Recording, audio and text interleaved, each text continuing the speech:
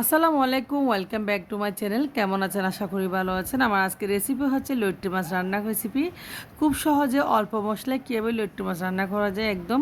তো দেখতে পাচ্ছেন লইট্টি মাছ বাজার থেকে এনেছে, খুব বড় বড় সাইজের, এবং লইট্টি মাছগুলো আমি কেটে নিয়েছি। তো কেটে একটু ভালোভাবে হলুদ দিয়ে আমি ধুয়ে নিয়েছি লইট্টি মাছগুলো ফ্রেশ করে। দেখতে পাচ্ছেন তো লইট্টি মাছে অনেক সময় আইস থাকে, অনেকে মনে করে লইট্টি মাছে আইস থাকে না।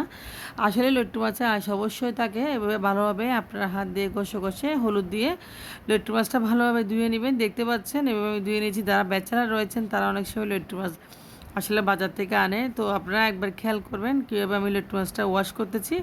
তো লইট্টি মাছ ধুয়ে নিয়েছি, দেখতে পাচ্ছেন। এরপর যে লইট্টি মাছটা আমি রান্না করতে চুলায় চলে যাব। খুব সুন্দর করে ধুয়ে নিয়েছি, ফ্রেশ করে চলে যাচ্ছি চুলায়। চুলায় একটা প্যান বসিয়ে অল্প তেল দিয়ে দিয়েছি, দেখতে পাচ্ছেন। তো তেল যখন গরম হয়ে আসছে আমি দিয়েছি এরপর যে একটা বড় সাইজের পেঁয়াজ। তো পেঁয়াজটা আমি একটু আস্ত বড় করে কেটে নিয়েছি। তো এরপর যে পেঁয়াজটা আমি ভেজে নেব একটু। তো আমি বেশি করে ব্রাউন কালার করে ভাজবো না, যেহেতু মাছ রান্না করব, বেশি ব্রাউনি করলে মাছটা তিতা হয়ে যাবে। এরপর যে দিয়েছি আমি হলুদের গুঁড়া। তো দিয়েছি আমি এখানে এক টেবিল চামচ ভর্তি হলুদের গুঁড়া দিয়েছি, আর দিয়েছি মরিচের গুঁড়া 1.5 টেবিল চামচ পরিমাণের মতো। শেষে দিচ্ছি হালকা পানি। তো পানি দিয়ে আমি একটু কষিয়ে নেব যাতে মরিচটা নিচে লেগে না যায়। এবং দিয়েছি উপর থেকে পরিমাণ মতো লবণ। তো আমি একেবারে লবণ দিয়েছি, এখানে আর কোনো লবণ ব্যবহার করব না, আমার একটা লবণ দিতে আইডিয়া হয়ে গেছে। এরপর যে আমি মশলাটা ভালোভাবে কষিয়ে নিচ্ছি, দেখতে পাচ্ছেন, এবং কষিয়ে নিচ্ছি, একটু পানিও দিয়ে নাই, দেখতে পাচ্ছেন, আর কোনো পানি ব্যবহার করি নাই।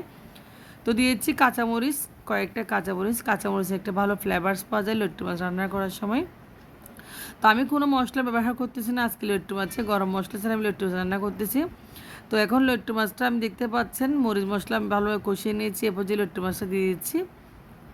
তো আশা করি আজকের ভিডিওটা আপনাদের ভালো লাগবে। ভালো লাগলে আমার চ্যানেলটি সাবস্ক্রাইব করে পাশে থাকবেন, এবং পাশে থাকা বেল বাটন ক্লিক করে অল নোটিফিকেশন অন করে রাখবেন, যাতে পরবর্তী রান্নার রেসিপি খুব দ্রুত আপনার কাছে নোটিফিকেশন পৌঁছে যায়।